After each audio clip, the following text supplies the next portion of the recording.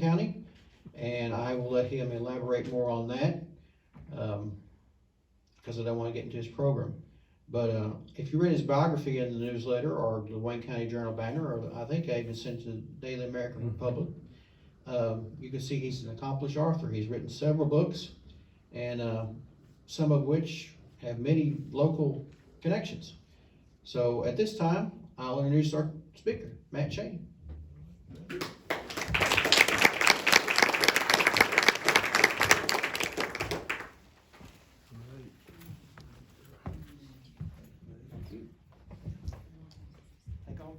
No, Until they start throwing stuff at you. yeah, yes. And throw the tomatoes when I've gone too long. Well, first I appreciated David for the introduction, and I really commend you on the flood. That is just terrible. That's awful. We've gone through that at my mother's house in recent years, and I'm looking around at all these artifacts, and I would have had a conniption, as my grandmother would say, having all these artifacts in here and having the floor soaked. I can't imagine. But looks great. I didn't even realize it had happened. And super facility. But David, appreciate it for bringing me here. Cousin Tim Eddington from Poplar Bluff, and the members of the society, and any visitors. And just want to. Tonight, I think we'll have a little fun here, talking about history and legend of Wayne County, and I hope when you come out of here, you may be inspired to pursue a few of the stories. Take them farther than some of the writers like myself have done. And then I'm going to throw out a few topics that I haven't even been able to pursue, but I found them. And I think they're pretty interesting. But I am a writer for about 40 years now in terms of being published in newspapers, magazines. About 40 years. 1983, I started getting bylines, as you call it, when I was in college at Southeast Missouri State. Live in Warrensburg today, write for newspapers, magazines, websites, my own media, and increasingly at that. I appear on television and radio and topics that I've worked extensively in. A few of those, football history, and a couple of other items. But primarily, the mission has always been to write books, and I've done a lot of things around it to get my chances to write books. And I've got about 5 titles now since '94 that I've been able to complete. And I've published all those. I'm a self-publisher, as the term goes, and that's something too. At the end here, on any comments, happy to tell anyone whatever I can help with about nonfiction writing. I'm not much of a fiction writer, but I know how to write everything nonfiction, from news to books, and they all interlap and relate. It's a story that's just in certain formats. That's the way I look at it. But my background, in terms of Southeast Missouri, it's pretty extensive, and my wife and I have been in Warrensburg now 27 years, and this is still home to us in many ways. We met at Southeast Missouri State in the 80s. She's from Dubuque, Iowa. She was a gymnast, and I played football over there, and got married as we graduated in '85, and went to St. Louis, but within a couple of years, I started writing in St. Louis, magazines, newspapers, mainly sports. But then I went to West Plains. That took me into the news side, and then I got to Poplar Bluff soon after that. And Laura and I were in Poplar Bluff from 1988 to '96, and got a lot of the stories that I'm still working on today. I started working on then, and basically, I did a Puxico book, for instance, on the basketball legend, and did a lot of background work on Missouri history in general, and just ran into all of these incredible legends and events in Missouri history, and have filed many of these things for years, and only recently am I getting to even address some of them, and that is just through Facebook with photos and small tidbits on these stories. And there are literally hundreds around the state of Missouri, and there are several in Wayne County, and you guys know some of the stories that I don't even know, but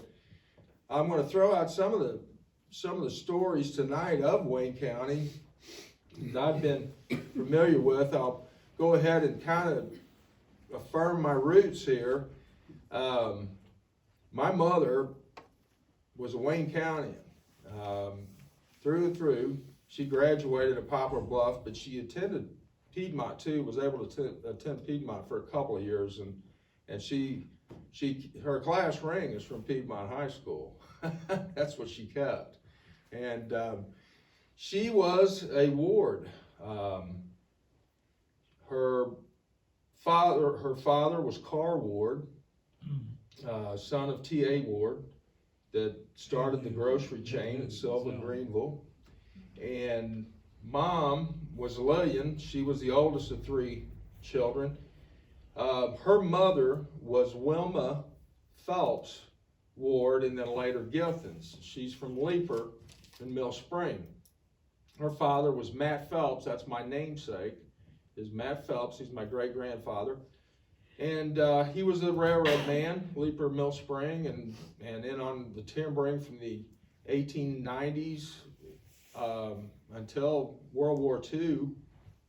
And I had the privilege, as I understand it now, to know him somewhat, at least go to his house while he was still alive. He was kind of infirm in his 90s.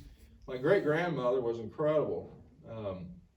She was a Malloy, Lillian Phelps, and she was, as the saying goes, sharp as a tack, till the very end. And they both lived into their 90s. But I had the pleasure now, when I was a kid, I didn't think it was so fun sometimes to go to Leeper, Missouri, but where's the TV? That wasn't out. There was no TV in Leeper, Missouri in the 1960s. They had one, but it didn't pick up anything, and it wasn't turned on.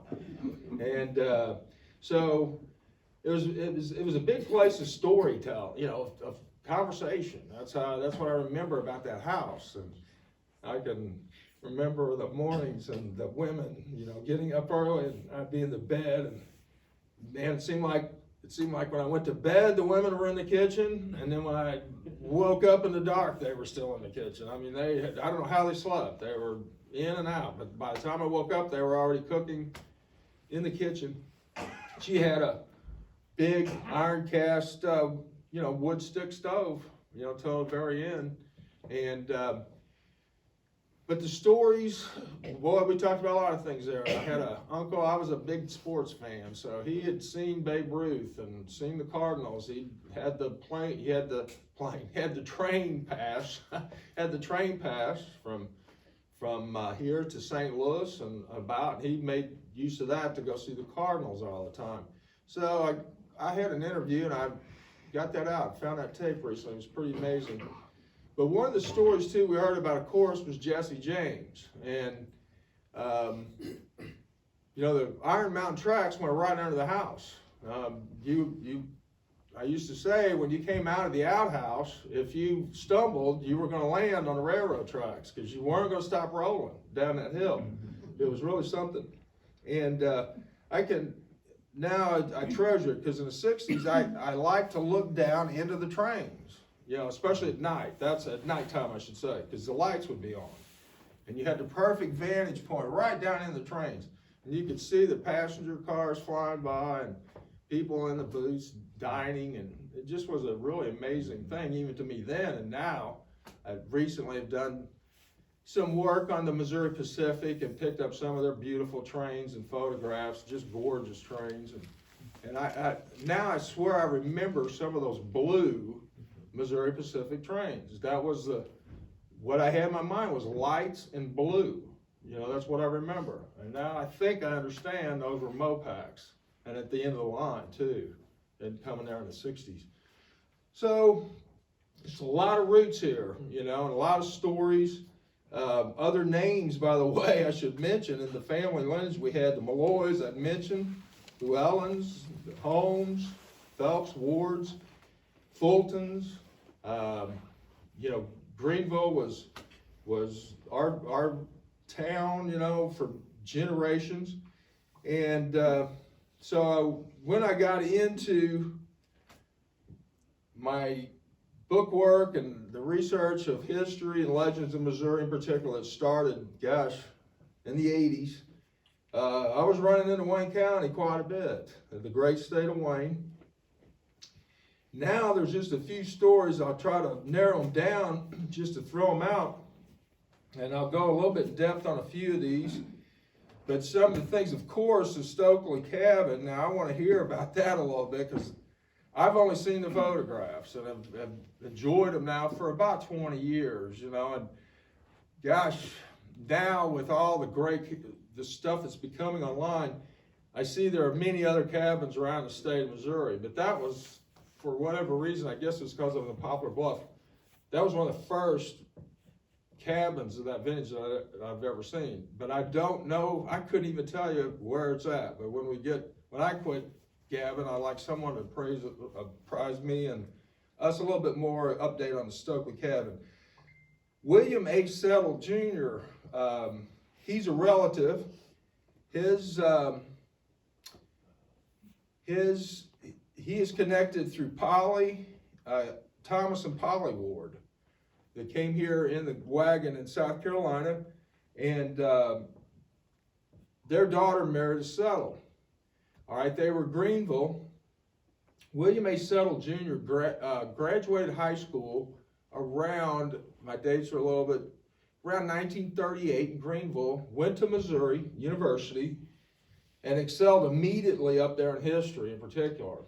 Became a top student for them, started writing for the Missouri Historical Society while he was in college at Missouri Historical Review while he was in college at Mizzou. William A. Settle Jr. is the first credible author on Jesse James. And that tells you something. He didn't start writing about Jesse until Jesse had been gone about 60 years. So all the literature until that time, he debunked several of the myths, in other words, and was able to, in the 60s, or excuse me, back in the 40s, and let me tell you, this was almost maniacal stuff. He did this the hard way. He went through microfilm, got dates, locations, went through all. Now, he was in Columbia. That was a great place to be because the microfilm and the stacks were starting to converge there as a clearinghouse. So he took advantage of that apparently. But he pulled up some articles, basically the hard way, that I have found now in electronic search, and I'm amazed at how well he tracked the story of Jesse James the hard way. Back, as I say, microfilm was just, to me, it was a sea of sand. I mean, you had to have dates and places. You couldn't find any, you know, it was luck. It was pure luck, you know, that you would find certain things without dates. And even if you had months, you had to go page by page, look up and down every column because it's headlines. Many of your major stories pre-1950 are at the bottom of the page in a little square with no headline even, just a little bar rule separator. Then they go into this report. So I'm amazed at these guys at what they were able to do because now that's what I do. That's really my specialty is electronic search, and it has been since the early 90s. That's how I've been able to really go to the top in some topics like football history, injury history, drugs in football, brain injuries in football, go all the way back to the 1880s, 1890s. And football wasn't telling any of us that when we were playing, but they didn't know either. It was all gone, it was buried. And now we've been able to pull all of this back up through electronic search. But those older gentlemen, William A. Settle, incredible. He wrote the first book. There's two great ones. He wrote the first one, 1969. Jesse James was his name. And it's the first definitive biography of Jesse James, accredited, fact-checked, and said, okay, he's done pretty well getting rid of the mythologies. And then there's the follow-up, 2002, by a writer from New York University, Stiles, The Last Rebel, and I'll read some of his coming up. But William A. Selden Jr., I think, is an interesting story. You know,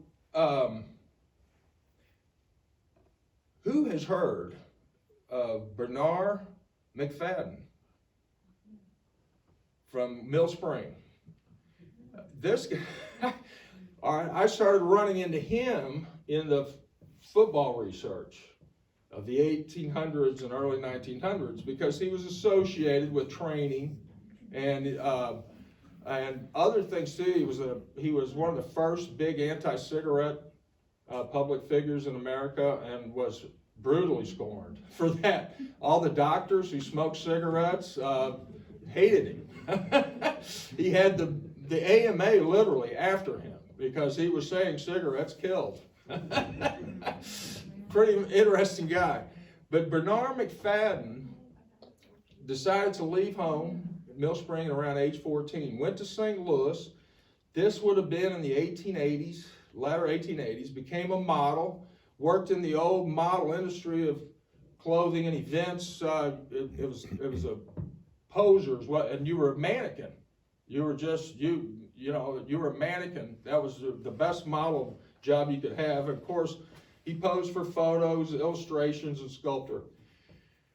He was Arnold Schwarzenegger of his time, and he has been cited in the same context by historians now as Arnold Schwarzenegger. What he did, he didn't create what was called physical culture then, which is bodybuilding. They called it physical culture. He came into that, but he was the superstar of physical culture by the 1890s. He was world known by 1893, especially when he was posing basically nude for photographs that were going worldwide and wearing what you would call now a G-string only.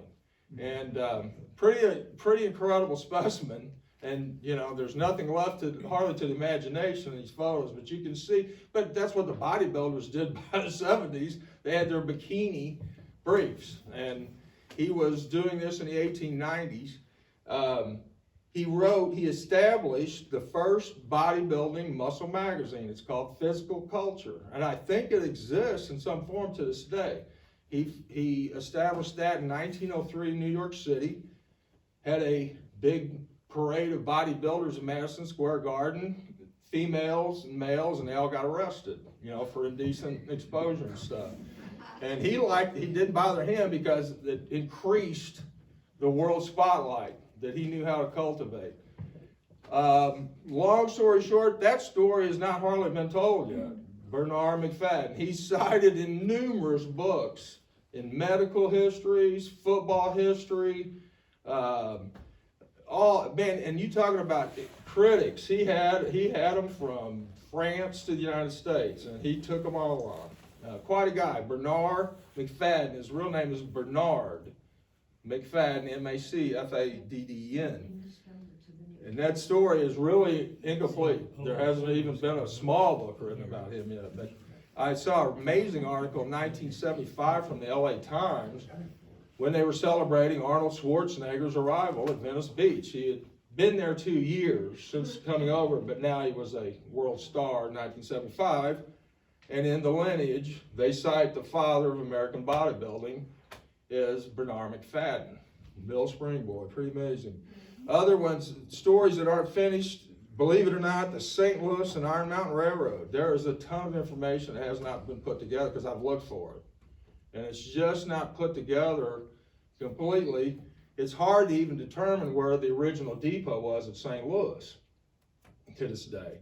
But the information is becoming more available now. I was able to really converge a lot of things on the early Iron Mountain that no one had really ever seen. It was there, but I was able to pull it together recently, including an 1875 topographical map of St. Louis that has the Iron Mountain train coming up. This is all illustrated, but precision drawings, amazing, buildings to a T, thousands. And they've got the Iron Mountain train coming up below. It starts, north of each bridge, and would come and then come around the bluffs and then on down into the Ozark border down here. The Iron Mountain Train is a great topic yet that's wide open. This is interesting to me. Does anyone know any Clarys? C-L-A-R-Y, Clary, Irish. I just did this big, huge music book and did the 4 to 5 major genres that went into what became rockabilly that Bill English was involved in. And one of those, of course, was country music, as we had called it by the time I came along in the 60s. As the historians know, until the 40s, that was hillbilly music. And then back to that, previous to that, 20s, back to 1880s, it was old-time music. And it was especially the reign of old-time fiddlers, the old-time fiddlers contests. So this is a very prominent musician in my book, the old-time fiddlers. And I thought I'd found something. First, it was a relative, I'm very sure. You know, it's obviously fiddlers are dominated by men back then. And a female was a violinist, and violin is not a fiddle. I've got some funny stuff on that, but I didn't even understand that when I started writing this book. I was like, what is the, well, I figured it out. But the females were the violinists. Well, I find a Pearl Malloy here in Piedmont and tearing it up. Great fiddler, winning contests on radio stations, St. Louis, Poplar Bluff, Paragould, Pearl Malloy. 20s and 30s, and I'm getting excited. First, I think this is relative, and I've got a female top-notch fiddler. Pearl Malloy is a man. That's what I figured out. So I got foiled there. But it's interesting because right as I was kind of wrapping up with Pearl, I run into this young lady named Alice Clary, who was a Piedmont High School student, a 17-year-old in 1928, when she made news all over the state. She won the Piedmont Old Fiddlers contest as a 17-year-old girl and beat 8 men, not boys, men, including elders that had played old-time music since the 19th century. She won hands down. The crowd went wild over her. Plus, she was a modern. She had radio, she had phonographs, had silent movies. She had photographs to go with visuals. And she had a dance that was uber modern, and the Piedmont paper, the Weekly Banner, said she also put on a talented dance for the crowd that, everyone was wild about. So Alice Clary, I was like, unbelievable. So then I check, she's basically an all-state volleyball player for Piedmont. She's the best volleyball player in southeast Missouri. She's a basketball player. It was different. It was like hockey then. For the women, they would have them stationed just in zones. They didn't run the whole court. They would play zones like a hockey team does. But she excelled at that. She was a top student. She was a student leader. All the kids adored her and the teachers respected her. Well, something happened. She graduated and she died tragically in 1930 of a medical condition. I'm not sure what that is. It's possible she could have been in wedlock and had a problem with the pregnancy. The papers don't exactly clarify it, And it was a big tragedy, though. It was a story that went all the way to St. Louis that she had died. She was a popular figure in this section of Missouri, and it was a shock to the whole region that she had passed. So Alice Clary, that's an interesting person, I think, in Wayne County history. Now I'll narrow it down to some of the things that we know about, and that I've been writing about. Man, you're talking about some music. I found it in Wayne County and Carter County, and Wayne and Carter County are really, really tight, and to this day. But boy, they were real tight back then, especially in railroad days, when you couldn't drive a car out here until the 20s. You didn't get far. You had to have, it was a wagon or it was a railroad, and these towns were really connected, interconnected.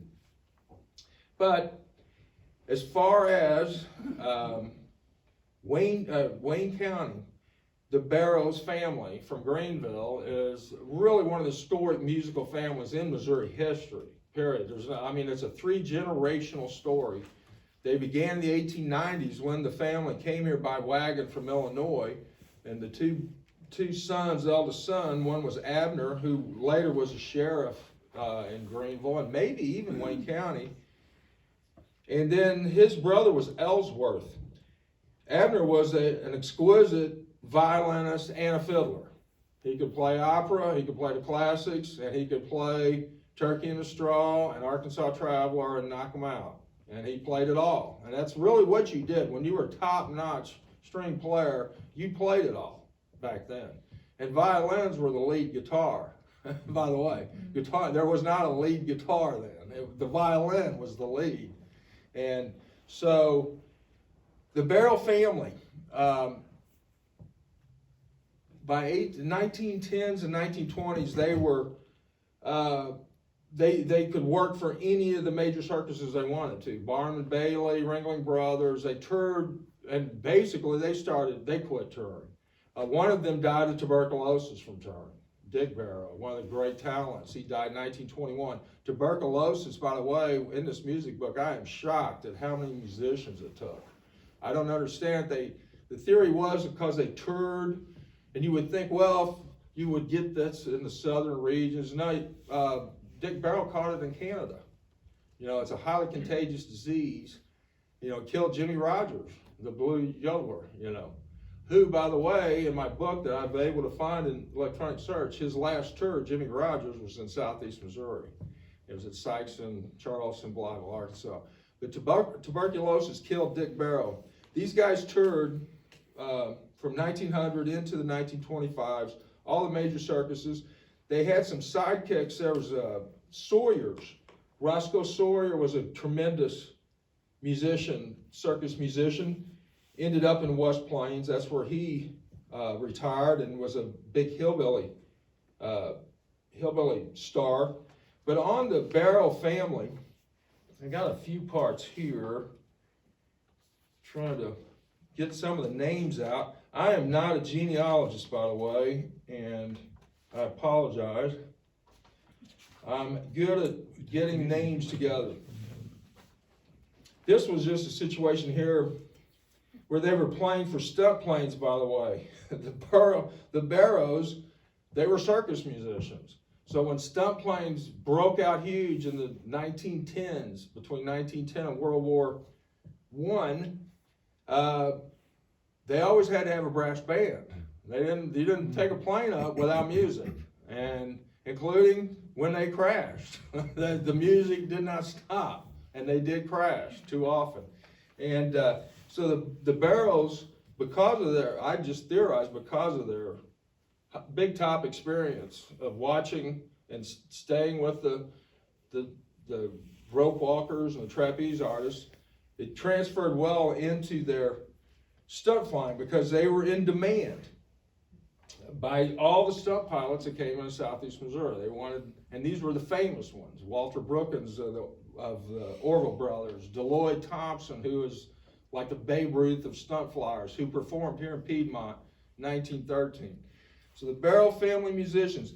I'll read a little bit. Now this backs up from the stunt flyers, but this begins and kind of gives an encapsulation. Greenville was the bustling county seat with automobiles common by World War I for the developing Lone Star route to become U.S. Highway 67. The town boasted the Barrow family, well-known musicians of the early century. Brothers Abner and Ellsworth Barrow, among siblings, arrived in southeast Missouri with their parents in 1887 by a covered wagon from Illinois. Abner became sheriff and postmaster at Greenville. Abner played violin, and he was well enumerated. In fiddling, his instrument sang almost human, according to a newspaper review. Ellsworth Barrow was, according to a review, incomparable on cornet, performing for the biggest circuses and leading Greenville bands and Wayne County and Southeast Missouri bands for decades. There was the Barrow Quartet, which was power-packed. It had Ellsworth, and it had Abner's sons Lyman, Malta, and Waldo, who were a trio of major circus musicians. Waldo was the Dick Barrow that I referred to. Waldo Dick Barrow died of tuberculosis, contracting on a Canadian tour. His sister Blanche Barrow Pettit was an outstanding player who probably would have toured with the circuses had she been a male. See, Cousins Harland and Jack Barrow also excelled. The clan excelled in classical to country music, spanning a half century in Wayne County.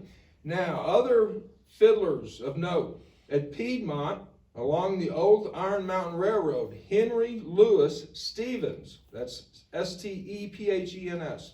Henry Louis Stevens ranked above the average for string picking, remarked the Greenville Sun.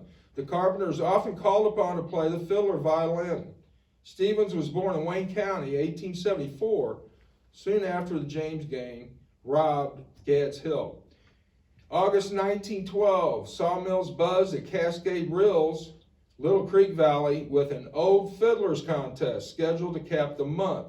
The tie business is immense, came a correspondent. They come in about as fast as they are loaded out, and that is several carloads a week.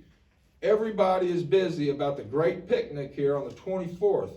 Bring your fiddles too. That's the Barrows. And some of the fiddlers, by the way, here's a nice little thing. What is a fiddler and what's a violin? The St. Louis Post-Dispatch, this is 1900. The old-time fiddler is nature's child. He inherits from her the genius of rhythm. A violin to him is an unknown quantity. He doesn't play by note, he plays by nature. Here were some rules on a Old Fiddlers Contest at Caruthersville, Missouri, in 1900. Rule number 1, all contestants will appear in shirt sleeves only. No coats or ties. No professional allowed in the contest. Playing by note absolutely prohibited. No violins allowed. Nothing but fiddles. Contestants will confine themselves to old-fashioned tunes such as Arkansas Traveler, Leather Breeches, Rye Straw, etc. No opera or classical music allowed. That was the contest rules. The James gang at Gads Hill. On the fiddler? Oh, I'm sorry, anyway, but yeah, the James gang at Gads Hill, earlier I kind of referred to this.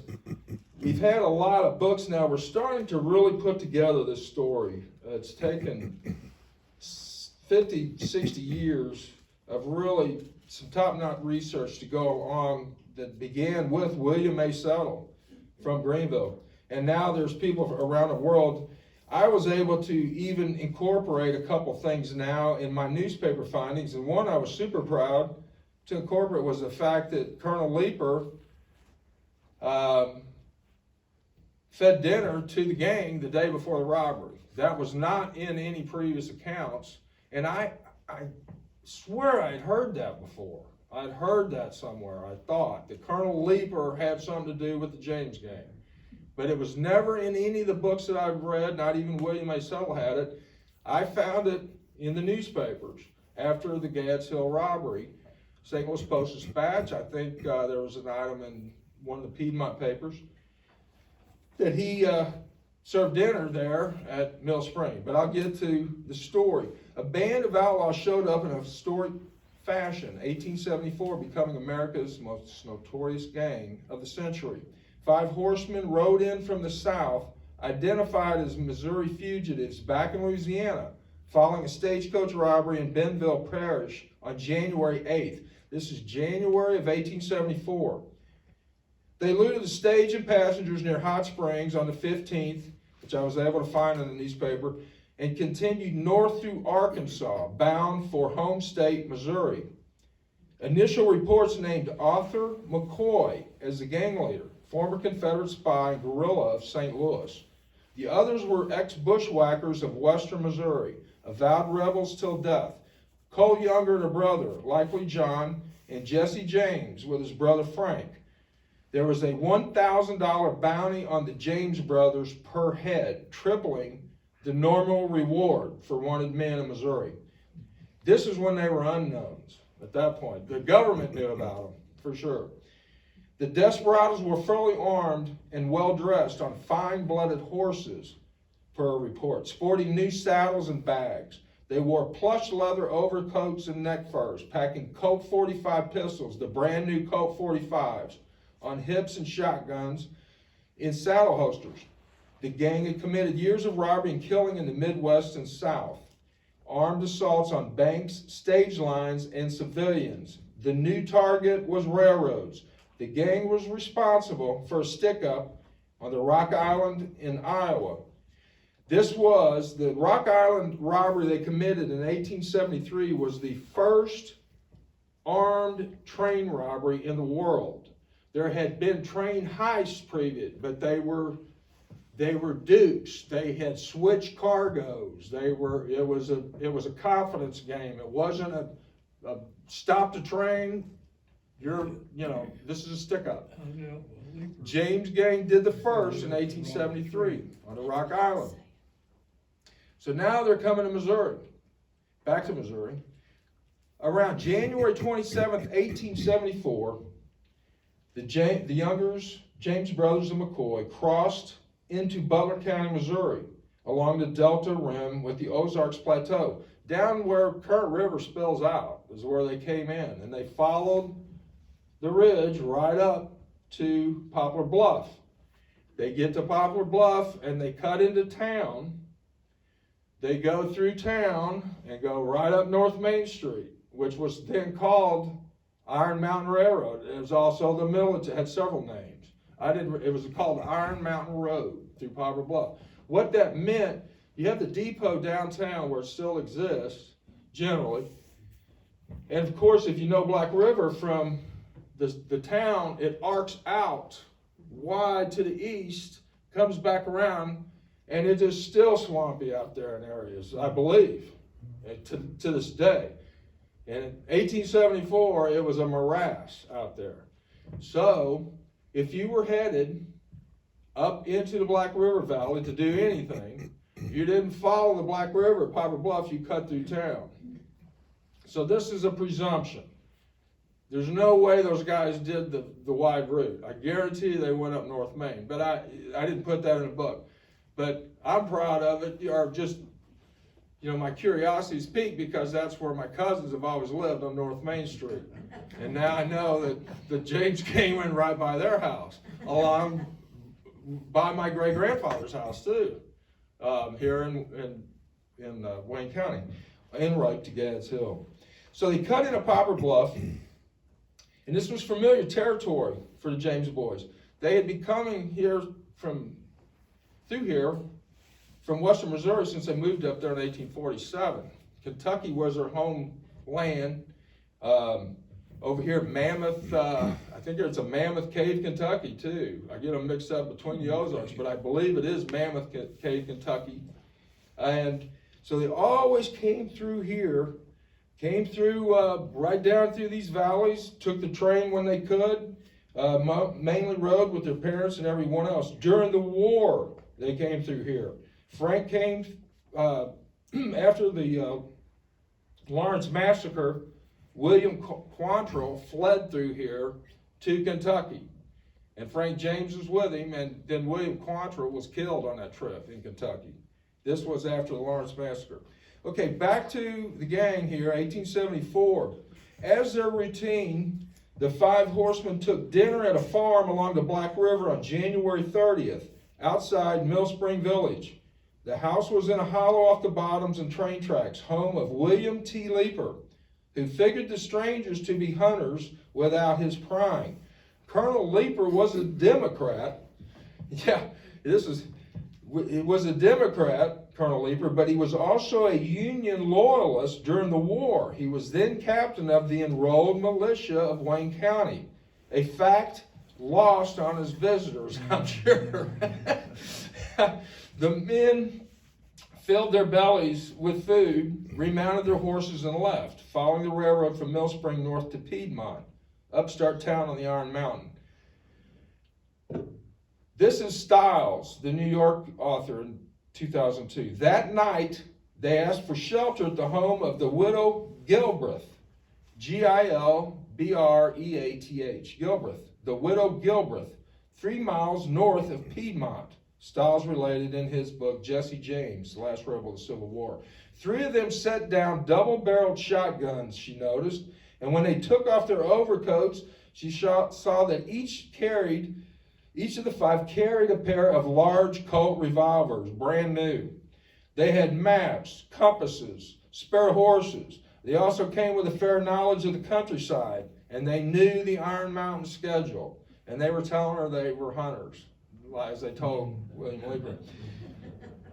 And perhaps they were hunters. At perhaps 3 in the afternoon the next day, they trotted their horses into the hamlet of Gadd's Hill, just north of where they had spent the night. Gadd's Hill was a flag stop on the railroad, and at around 5 o'clock, engine number 7 chugged up southbound from St. Louis. Topping the mount, the train was diverted onto a side track and locked in with switches, all thrown by the gang. The engine halted for a flag-waving bandit, and the theft operation took but minutes. Quote, while 2 of the band stood guard, the remaining 3 bandits looted the express car and robbed the astounded passengers, stated an account. The train robbery at Gadd's Hill is said, this was a news story of the day. The train robbery at Gadd's Hill is said to be the 2nd committed in the United States. All the robbers were masked, and as they robbed the passengers, kept up a constant flow of conversation and banter. Total take for the American train robbers likely exceeded $5,000 in cash and kind at Gadd's Hill. They missed a mail shipment that was going, that's what they were after. And it was between the neighborhood of $60,000 and $80,000, and they missed it by 48 hours. That's what they thought they were going to get. Posse groups left Piedmont next morning, pursuing fruitlessly, for the James gang was long in front, riding to Springfield. They left Gadd's Hill and rode through the pines to Van Buren and spent the night down at Van Buren that night at a farmhouse that's documented now, and I have forgotten the name. So the posse takes off from here the next morning. They were already on what became Highway 60, the Springfield Road. They were spaced out 100 yards apart in forward line guerrilla style. This prevents ambushes. That's what they were after. All 5. Posse men might have counted their blessings in missing these guys. This is what William A. Settle documented, not exactly Gadd's Hill, but elsewhere. Posses would start out after whoever had robbed the bank or had robbed the coach, and then they would find out it was a James gang, and they would turn around and go home. They knew who these people were. They were killing machines. That's what they were. They were killing machines of their time. Why do you think they had to put assassins in Jesse James's house? Because everyone knew he was going to get the first 3 to 5 guys. They knew where he was at many nights. But who's going to go in there first? The guy was one of the greatest shots. Could shoot behind his head and put it right between your eyes. Just a machine. So the posse didn't catch up to him, and I'm sure a lot of the relatives were thankful when they realized who it was. Jesse James was a talented sociopath, intelligent, athletic, handsome. He was a marksman, expert horseman, elite warrior, and a good scholar, writer. He devoured newspapers, magazines, books. Jesse surely produced the gang's pre-written release at Gads Hill, left behind on the train addressed to the St. Louis Post-Dispatch. He even left a blank in there for the amount of loot taken, that they could fill it in after they. He said, most daring robbery on record, he proclaimed. There is a hell of an excitement down in here in the woods. You better get a reporter down here. That's what he told the Post-Dispatch. Amazing story. Of course, Jesse was killed by those assassins in 1882, and afterward, Frank James turned himself in and was later acquitted of charges. Frank is an interesting study. I've met several of his relatives now in central Missouri, and they understand everything that happened, and they're not trying to create any myth, but they stress to me that Frank was a different breed of cat than Jesse, especially Frank got Jesse into the guerrillas, make no mistake. Frank was at the Lawrence Massacre with Quantrill. But Frank, at the end of the war, was open to signing his allegiance to the United States, and therefore being acquitted of all of his bushwhacker crimes. That's all they had to do was sign an oath of allegiance. In Missouri, affixing blame was not easy at all, as the gentleman from New York decided in 2002. You try to decide who's really wrong, you're going to spend a lot of time, and you'll never get the exact answer.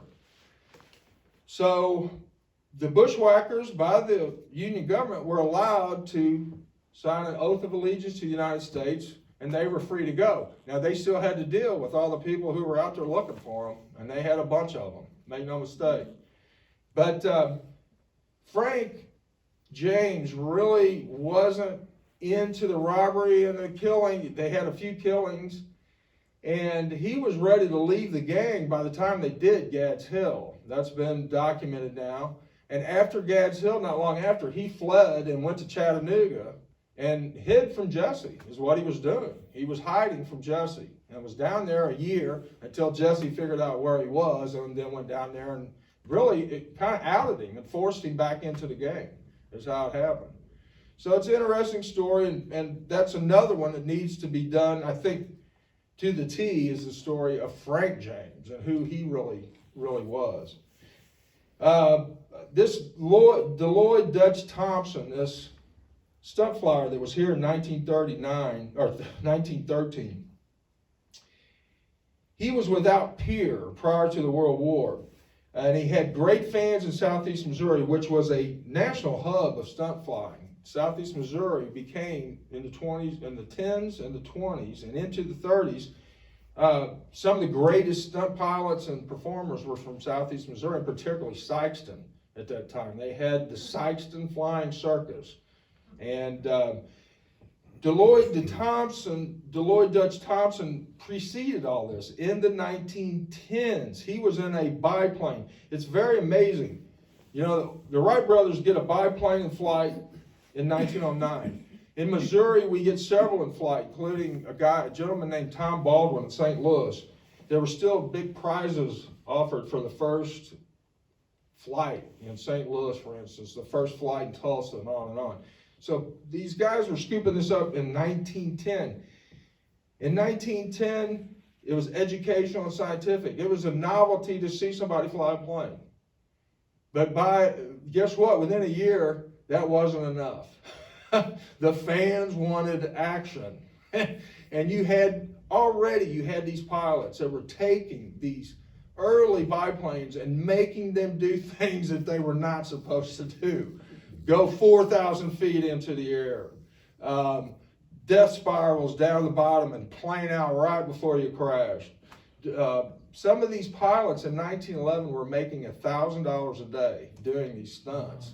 The one that came to Sikeston, Walter Brookins, he was President Theodore Roosevelt's favorite. And he had the death spiral from about 3,000 feet. And he would just take a biplane and then pull it out at the last minute. Deloyd Thompson beat them all. He virtually patented the airplane loops along with skywriting, altitude flights, upside down scats in the open cab.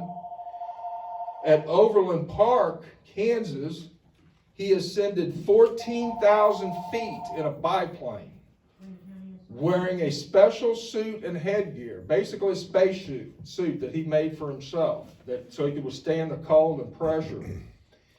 He would take his biplane up until it ran out of gas, and then he would float it back down like a kite. He would splay across the wings on top and keep that thing from flipping over all the way down from 14,000 feet, then jump back in the cab and land it on its wheels. And I mean, incredible stuff in an open cab. There was no cab. There wasn't even a cab. It wasn't even it was just, you were sitting in a seat in between wires and bicycle parts and everything else. Pretty amazing guy. His following was huge in southeast Missouri. When he was 24 years old, he came to Piedmont for the Tri-County Fair in 1913. He had one of his most extensive interviews that I've found yet here in Piedmont. This was the Piedmont Banner interviewed Deloitte Dutch Thompson. To this day, I haven't found a better interview in any other paper ever. He sat down, for one, he loved the Barrow family. He was really enjoying that music, you know. And he sat down with the reporter and they started talking. I used to worry about when I would get mine, as all the aviators call death. But that feeling is soon worn off. He said, if I get killed tomorrow, I won't complain, even if I had the chance to. I've had the satisfaction of making such great men as Glenn Curtis and Orville Wright sit up and take notice. Mr. Curtis got so concerned he would not watch me anymore. Said I was crazy. A year later, I was so crazy, he paid me $25,000 to thrill crowds at fairs. Thompson pondered death, if unlike a typical person, as he confirmed with the Piedmont Reporter, enjoying music led by the Barrows of Wayne County. Thompson revealed the preferences for dying in an airplane. His were a little different than a typical person. I do not want to be sailing along at a slow rate or at an altitude of a few hundred feet. I want the grandstand to be filled with people.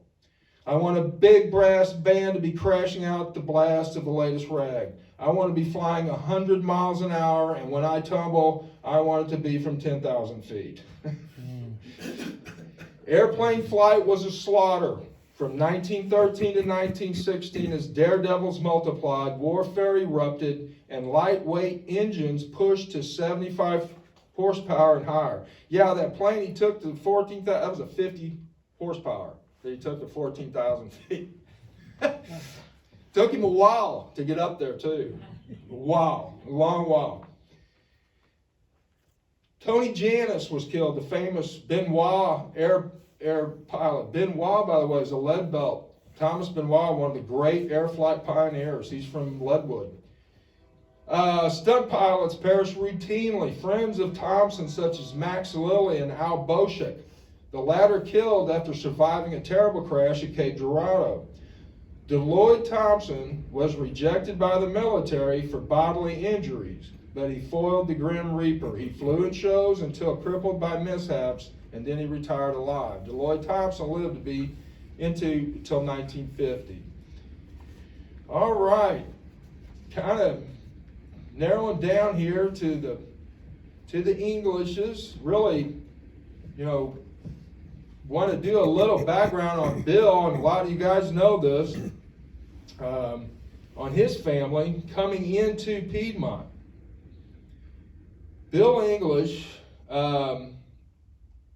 his father, Joseph, and his mother, let me get my names, Elaine, they met at Murray State College.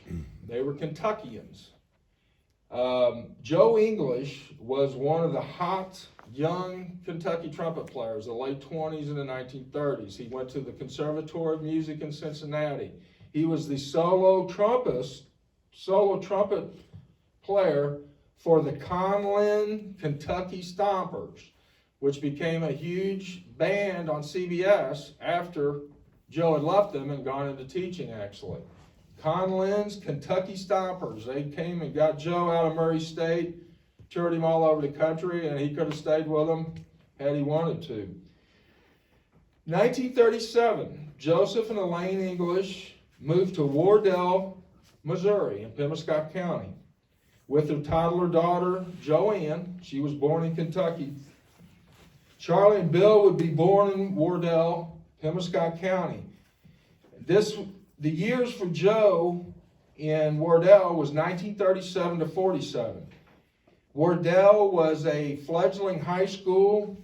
It was a cotton high school there in Pemiscot County in the late 30s, and really was kind of nowhere to be. If you were in Pemiscot County, Caruthersville, Hayti, other places, Wardell, you were really out in the swamps. Really out there. And I've got pictures of standing water in that town you would not believe. It's just, you just had boats. You had boats and you had a wagon. You had a boat like you had a wagon. Giant boat like you had a wagon, ready when it was needed. So they go there in 1937. Joseph takes the Wardell High School band, turns it into one of the premier high school bands in the state of Missouri. Very quickly, too. They were winning, won ratings at state by 1940 wholesale. They were one of the featured high school bands at the Memphis Cotton Carnival every year in Memphis.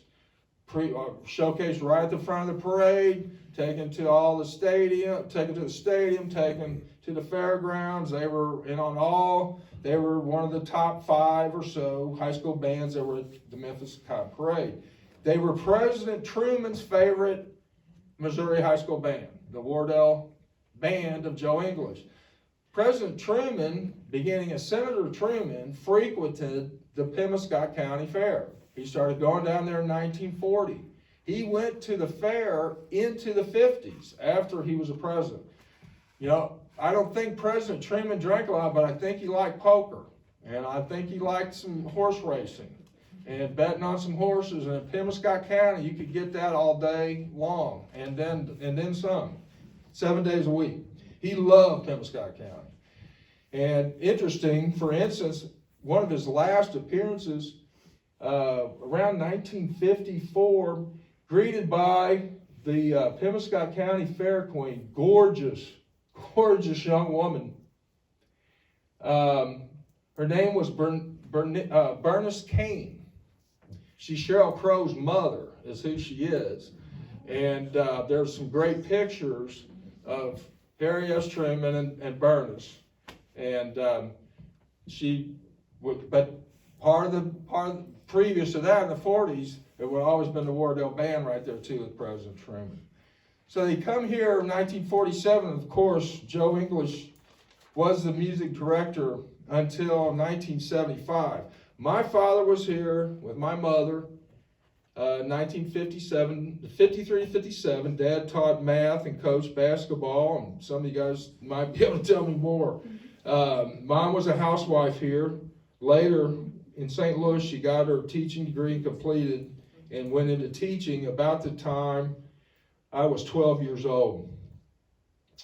But interesting, 1964, I really jumped ahead. Bill goes to Arkansas State, and he becomes involved heavily in music down there. And you guys that knew him here, of course, he was already singing. He was doing Elvis Presley. You know, he was dressing like Elvis, you know, with the coat and the button-down collar, and had the hairdo, I mean, perfect, just formed hairdo up here back.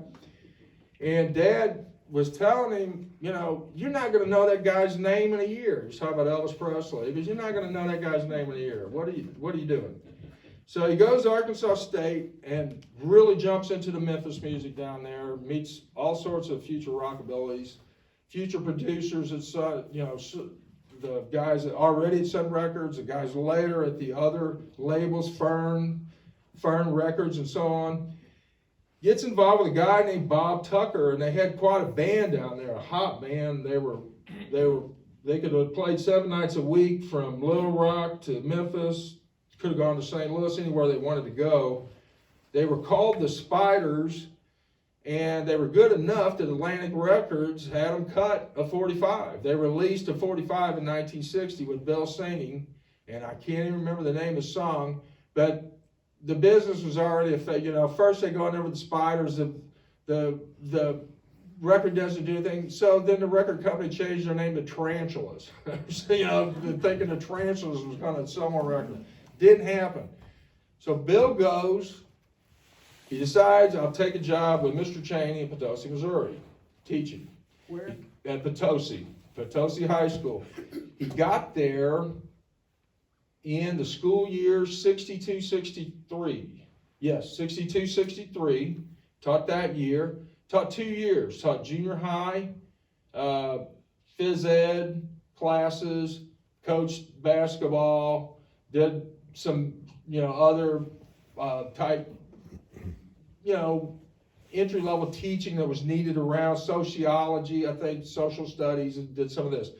Spent 2 school years there. Comes to August of 1964, and they're getting ready to start school in about 4 weeks, and Dad, if you'd have known my dad, he was happy because everything was set up. He had his staffs ready to go. Guaranteed he had everything planned until May 29th at that school. So, in the meantime, his junior high coach and teacher is hearing from the Bill Black combo in Memphis who says, we want you to go on a Beatles tour. And so he bucked out on my dad, said, I've got it, but Dad was like, man, you got to take that, you got to do this. Well, it's interesting to me because a couple months later, my brothers and I are going crazy over the Beatles on TV. And we were in Potosi, Missouri. They were older, and we had a room at the back, and we had a grainy analog TV. You couldn't even pick up hardly St. Louis. And we were back there watching that thing, and we had to sneak because our dad did not want us watching the Beatles. And Dad had the atomic drop. I mean, he would put it on. He would light your rear end up if you disobeyed what he told you to do. There was no hesitation.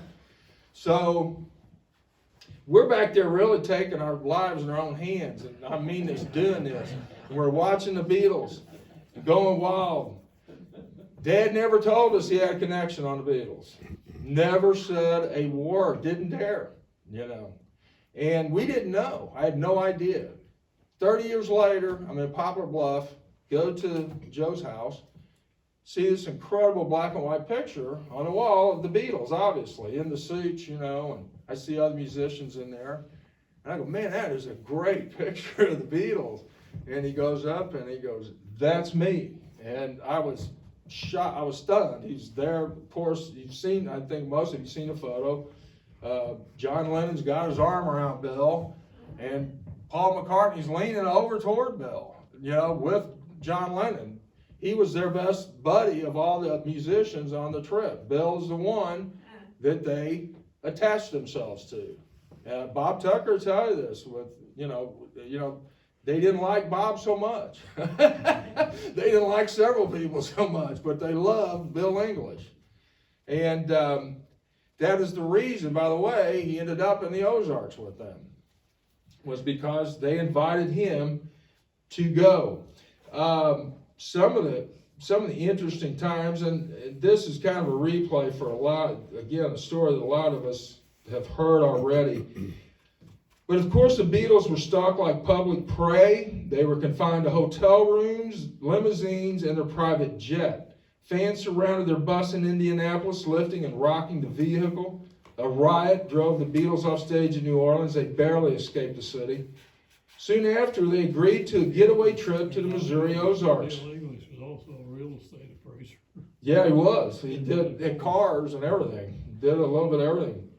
Beatles took along a local native and newfound friend, Bill English, who they nicknamed Memphis for his accent.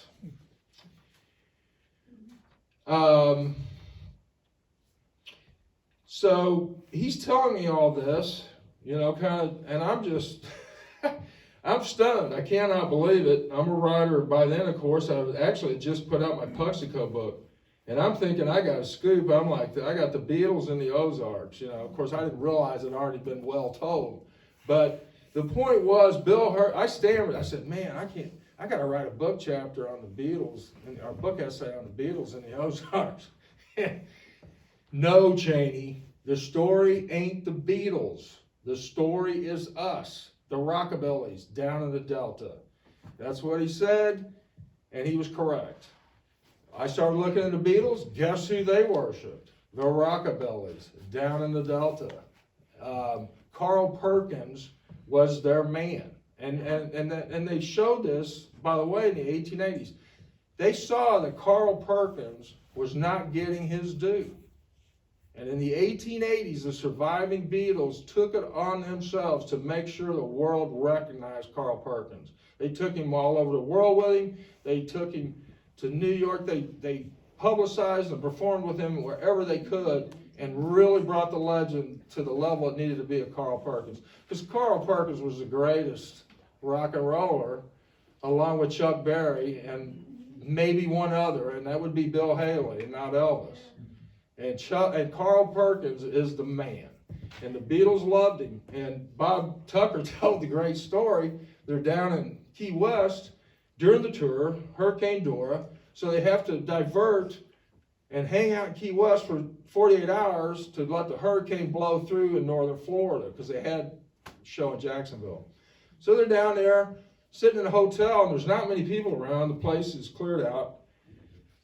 And the Beatles decided they wanted to hear some American music, so they gave Bob Tucker $1,000 and a pickup truck and said, go buy every American record you can find between here and Miami. And that's what he did. He went out, filled that pickup with LPs and 45s, spent $600 is what he told me. And he said, and think of that, because I could get 45s for 29 cents, and I could get an LP for 79 cents. And that pickup was full when I got back to the hotel. So the Beatles take all this stuff up, and he said, it was like that TV show, whatever, you say one or two notes and you got it, or they would put a record on and it would just, well, they'd take that off and just sail it right and crash it into a wall. They were just crashing records right and left. But he said when they got to a Memphis R&B record, or they got to especially a rockabilly record, they got down like scientists on that thing. And they discussed every move of it, every note, what they could be thinking, how did he hold his fingers on this guitar, like so on and so forth. That was Bob Tucker's story. I think that's an amazing one. And he said, I know that's why. He said, you should have seen their eyes with Carl Perkins in that room. He said, they already thought the guy was the moon, but after that they knew he was their icon and their model of the music they wanted to produce, and they ended up doing several Carl Perkins covers on the tour. And Bob Tucker said, obviously, to him, was because of that session down in Key West. Oh gosh, on and on here.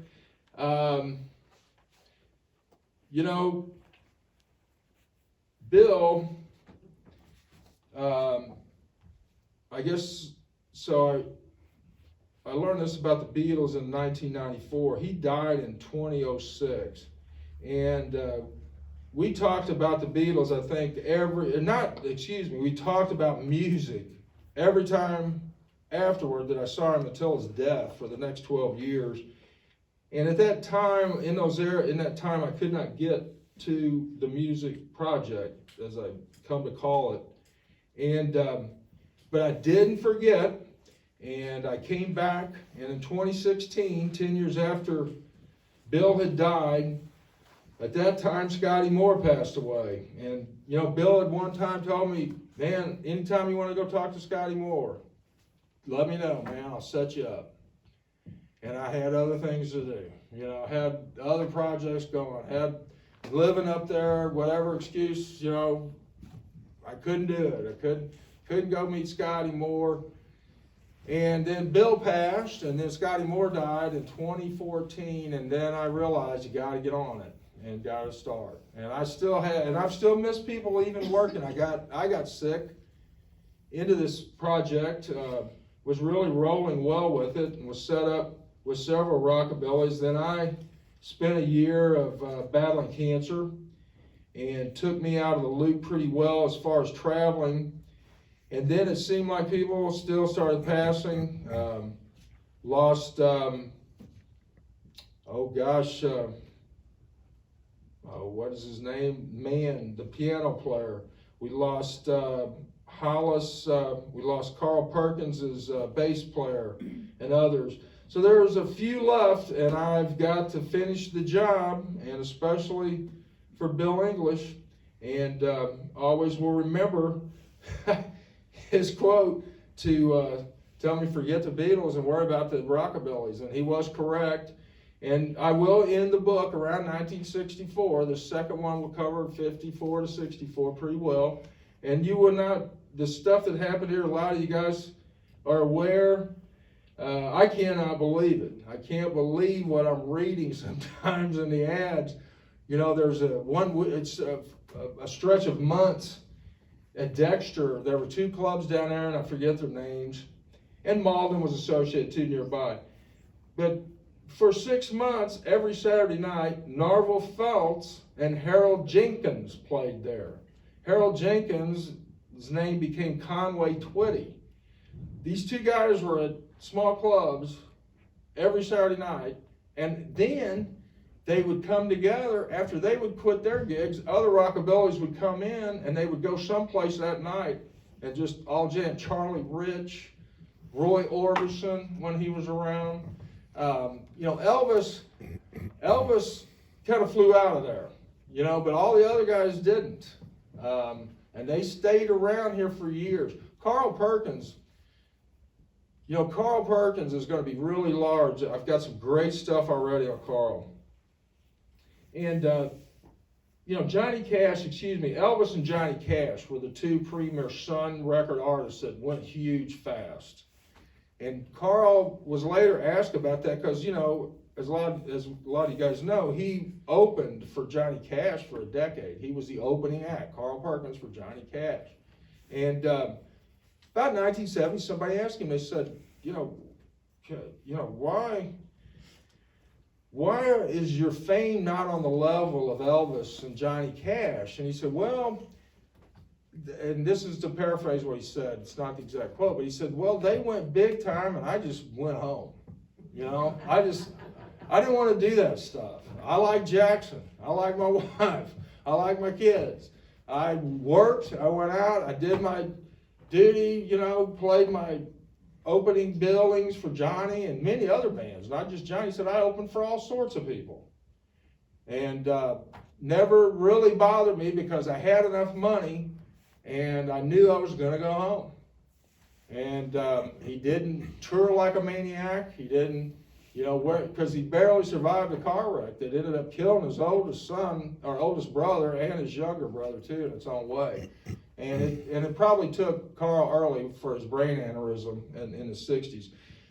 But Carl Perkins was a special man, and that was going back to Bill English too. He said, you know, Carl Perkins was a guy, he was one of the best guys I ever met in this business.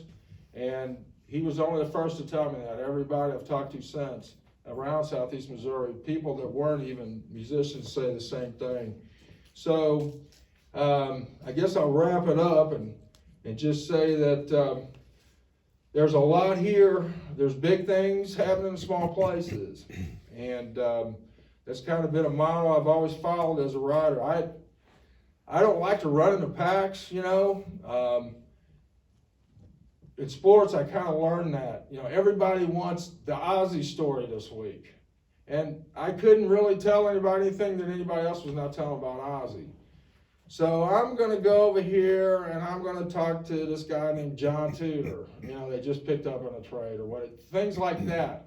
And it served me well because it helped me sell stories. I didn't duplicate Ozzie. And then I got Ozzie and ended up with some great, unique stories with Ozzie. Got him interviewed, got him talking about what he thought when he was playing defense. What was he thinking? For instance, the great catch we still see today where he's running to the outfield and he dives over Kurt Ford. And I thought that was just all magic, just luck. He said, no, there was a plan. When I had with all my outfielders, when you see me coming full speed for that ball, You're going under and I'm going over. I'm the little guy, I'm the gymnast, you're the big guy. I'm flying over you. So that's how he and Kurt Ford pulled off really one of the greatest catches I've ever seen in baseball. I mean, show me better. Unbelievable. I don't know if you know the one I'm talking about, but it's phenomenal. And I had the privilege of asking him that a year later, and he loved it. He hadn't been asked that question. What do you think when you're playing defense? And so, you know, kind of always hitting them where they ain't and looking for those big stories in small places, and it's served me well, and it can serve everybody in this room, you know, as you look for your stories. And true life is better than fiction, and you don't have to make it up. You just have to document it. And now with electronic search, you can find so many great things. Newspaper.com, I highly recommend it for genealogists and writers and researchers. I do the top package, and it's nothing. It's like $150 a year. I pay like $12 a month, and you can download 10,000 files if you want. You know, downloads are unlimited. You've got to watch copyright that pertain in certain instances, but most of the works pre-1960 are not copyrighted anyway. So get out there and do it. And you can find, man, the Piedmont papers are now online, many of them. Greenville papers, Poplar Bluff papers, Ellington papers are on somewhat. They're not complete runs, but you get the idea of the years of who's got what that's in this database. And guess what? If there's a big thing happening over in Greenville, typically Piedmont had it too. So if you don't have the Greenville paper, look at the Piedmont paper, and you'll find often what you're looking for. So that's how I've built these books since the 1990s. Didn't have that for Mr. Ryan, and I'll be frank with you. If I tested Mr. Ryan against the evidence in newspapers.com, I'd have to tear that book up a little bit, because there's definitely some inaccuracy. I don't know, I guarantee you though, because I will find people's recollections are faulty. It's hearsay. And there's great stuff, great color, great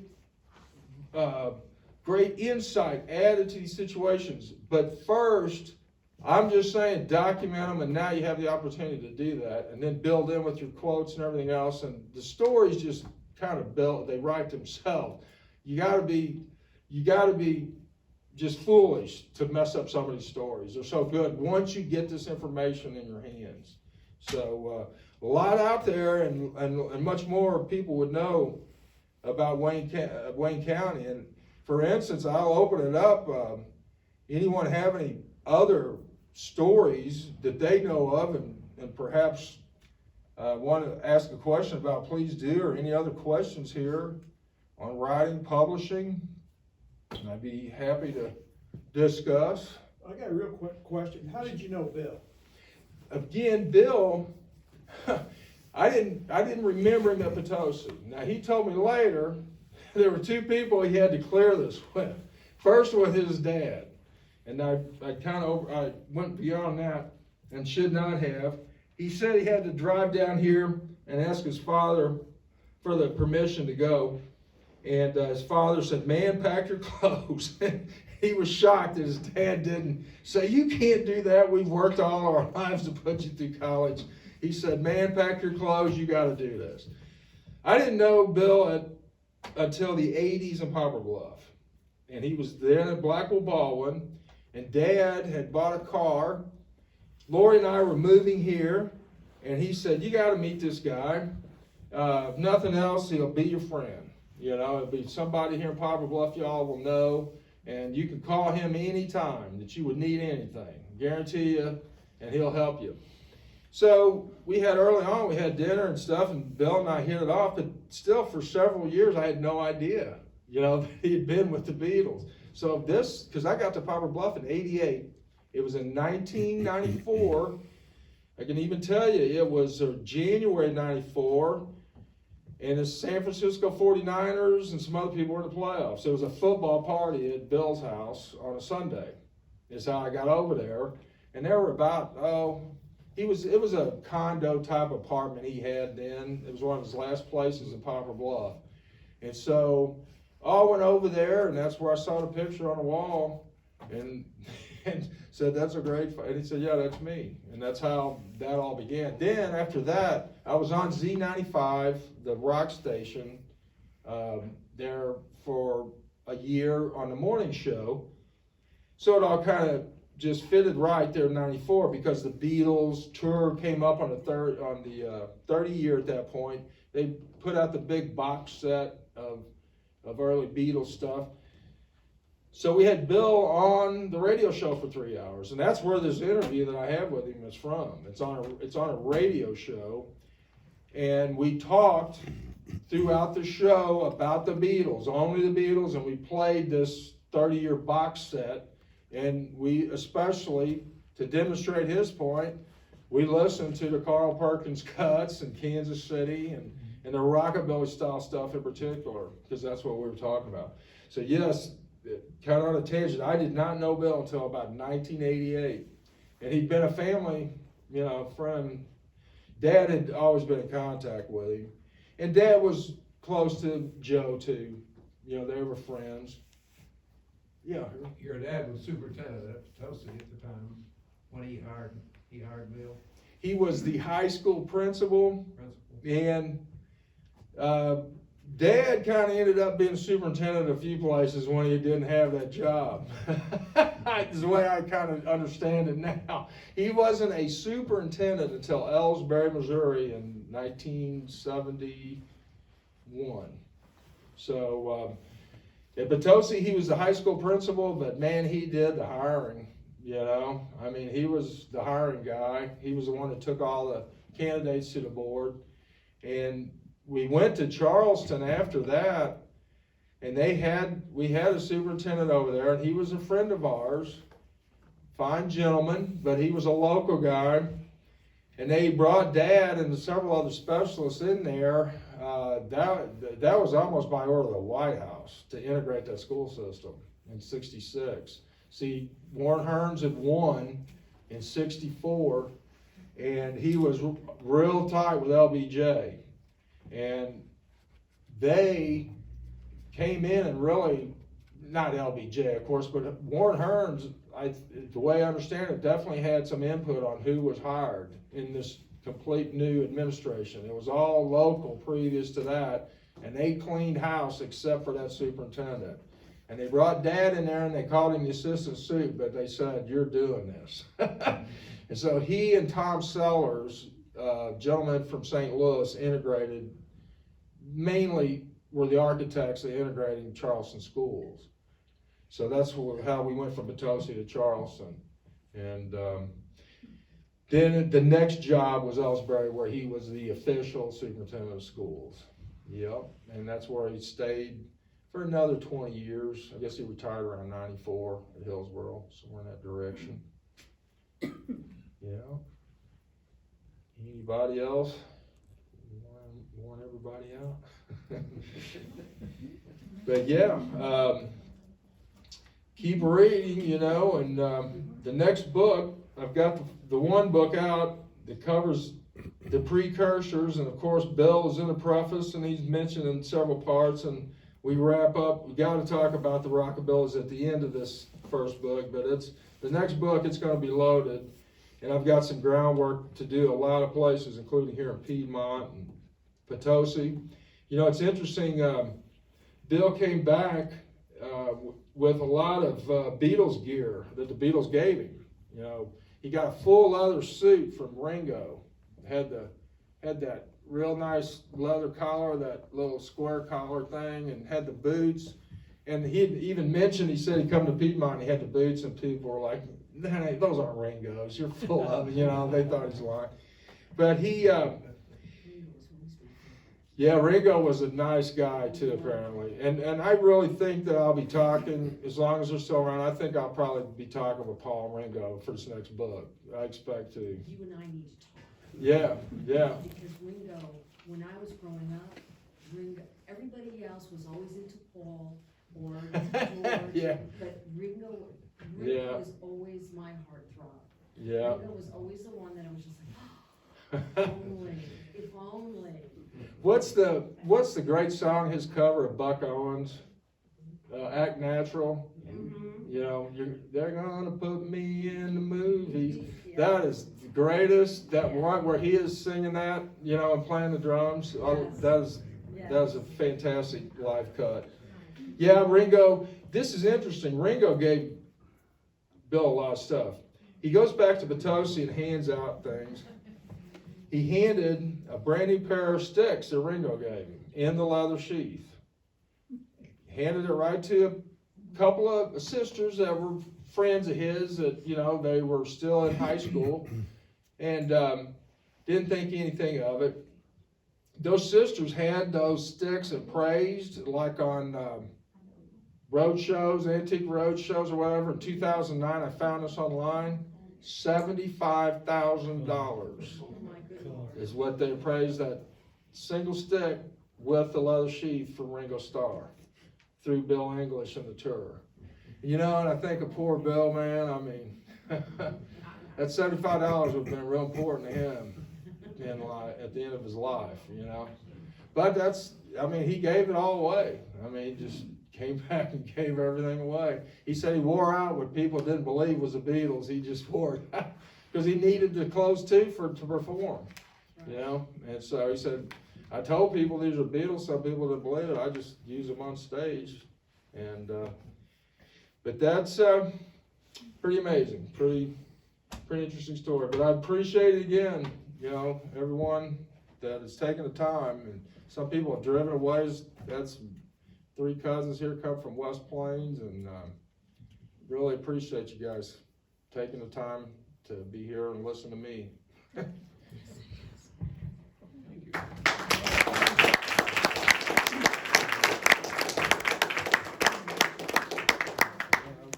Went on for like an hour and a half lap class there, I think. Well, I certainly can add to that. Isn't this your clipboard? Yes, thank you.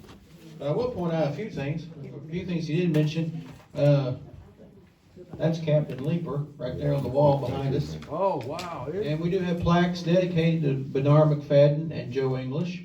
Fantastic. And then in the back, toward our restroom, is a large photograph of the Barrows and their band that you were speaking of. So I've got to see that. look around and you might find more things. But we enjoyed that. It was a good program. And are your books? You have any Yeah, books? I'm going to bring in a few. Anybody that's interested in a book, I've got them with me. And Well, it sounds certainly like it's interesting. So, I appreciate it. well, I'll keep. If everyone will stand, we do have refreshments in the back. If you'd like to stay and socialize with us. If not, you can be dismissed to go home. Have a good night. Be safe.